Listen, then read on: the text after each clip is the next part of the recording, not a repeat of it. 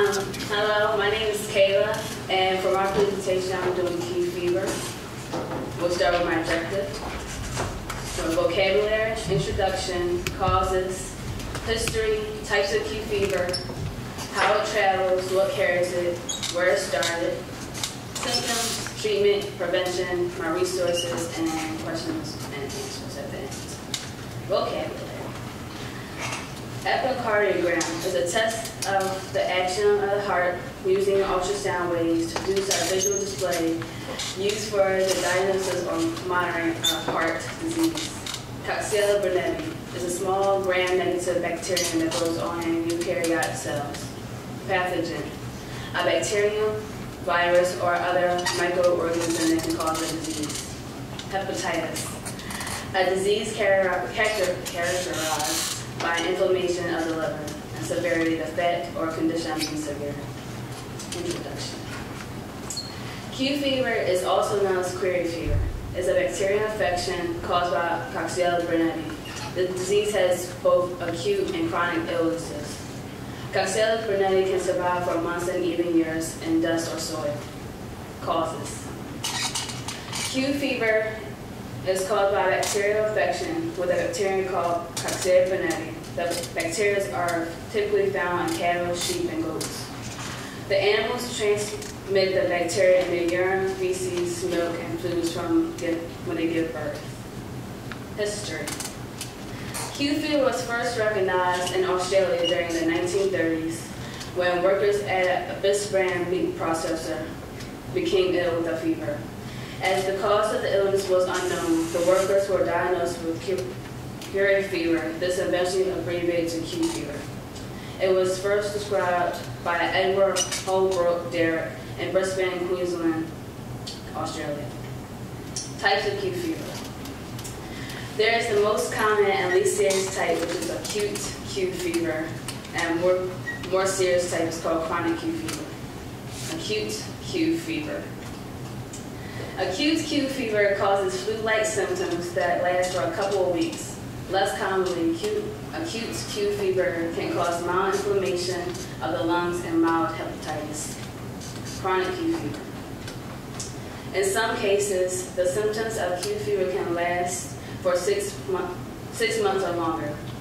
People with chronic Q fever will need to take antibiotics for at least 3 years to prevent the infection from reoccurring. How it's transferred. Through the air, it's carried by certain animals like cattle, sheep, goat, certain dogs, and cats.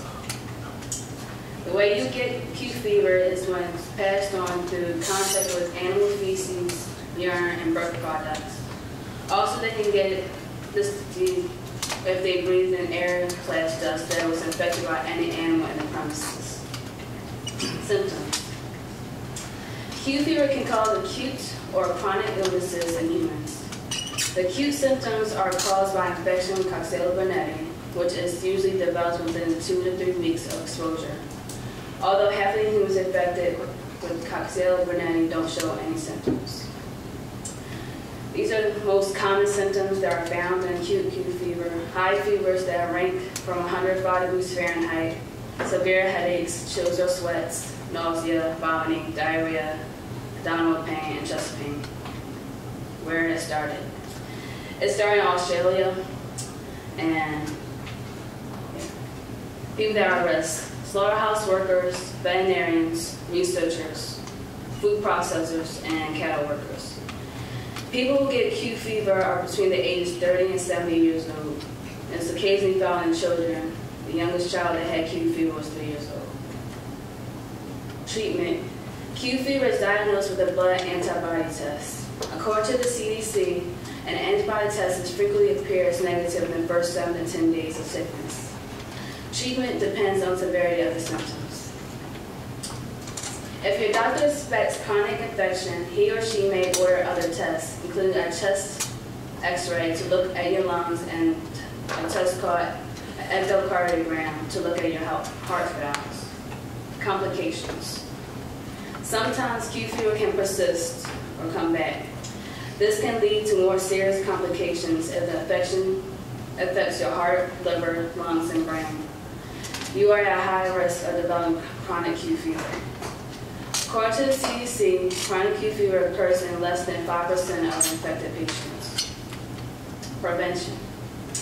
First, there's a vaccine that has been successful in Australia for people who work in high-risk environments. This affecting and decontaminating exposed areas, disposing properly of all different materials after a livestock animal has given birth, and quarantining any animal that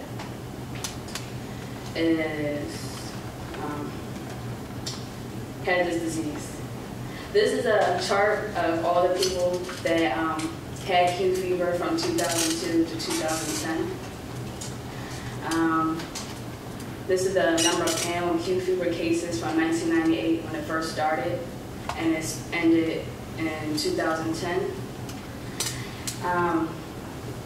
Only one child that was 1 year old had Q fever, and the highest Q fever incident was when we were 55 to 59. Conclusions. Workers who have either remote contact with animals, animal products, and animal waste should be informed about the disease, its characteristics, and its nature of the risk. Workers who start jobs with increased risk of Q fever should be offered blood tests to determine if they have resistance to Q fever or whether they should be considered a vaccination. These are my citations. Questions or comments? Raise your hand if you have a question. Faith? Why is it most common in adults?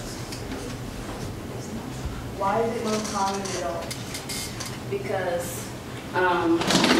certain children didn't pass on when they were born, and it's mostly common in elderly people anyway.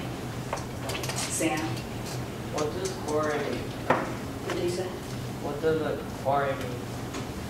You said it's called quarry fever or something?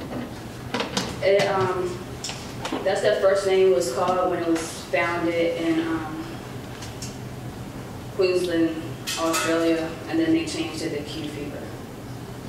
So you said Q fever because hepatitis, do you know which type? I just said hepatitis, my research. Any other questions for Sheila? Sorry.